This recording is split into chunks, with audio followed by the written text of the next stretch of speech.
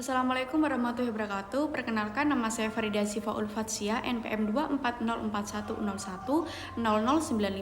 Saya membuat video ini untuk pemenuhan penilaian evaluasi tengah semester mata kuliah Governance Digital kelas I dengan dosen pengampu Bapak Bagus Nuari Harmawan, Esos MPA. Pertanyaan yang pertama, perbedaan antara tata kelola pemerintahan konvensional dengan berbasis digital. Jadi, tata kelola konvensional itu masih bersifat manual, birokratis, dan berorientasi pada prosedur, yang mana sistem pelayanannya itu bersifat tatap muka, dan persyaratannya didominasi oleh dokumen dan koordinasi antar instansi yang cenderung lambat. Sedangkan yang berbasis digital, teknologi informasi mempercepat proses administrasi, memperluas partisipasi publik, meningkatkan efisiensi, dan bersifat transparan. Seperti sistem pelayanan daring, OSS, Online Single Submission, untuk perizinan usaha sebagai pengganti layanan yang berbelit. Pertanyaan yang kedua, solusi yang dapat dilakukan oleh pemerintahan untuk menyelesaikan permasalahan kesenjangan digital yang dialami oleh pemerintahan dan masyarakat. Yang pertama, peningkatan infrastruktur digital, meratanya jaringan internet yang sampai ke pelosok-pelosok desa melalui program Palaparing. Yang kedua, pelatihan literasi digital. Pemerintah bisa melakukan program sosialisasi untuk meningkatkan literasi digital masyarakat agar masyarakat bisa meningkatkan pemakaian layanan e-government dengan maksimal.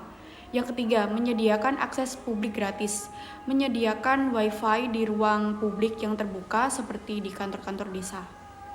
Pertanyaan yang ketiga, tantangan apa saja yang dialami dalam implementasi e-government di negara yang berkembang? Di negara yang berkembang seperti Indonesia tentu ada banyak tantangan. Yang pertama, keterbatasan infrastruktur digital, terutama di wilayah Indonesia bagian timur dan di pelosok-pelosok desa. Yang kedua, rendahnya kapasitas sumber daya manusia.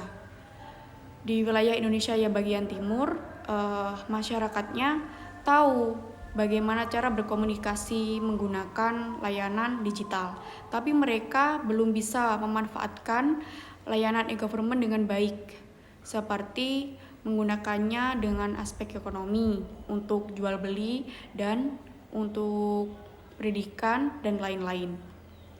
Yang ketiga, kendala anggaran dan keamanan data. Kendala anggaran di sini adalah keterbatasan dana dari pemerintahan untuk mengelola sistem digital.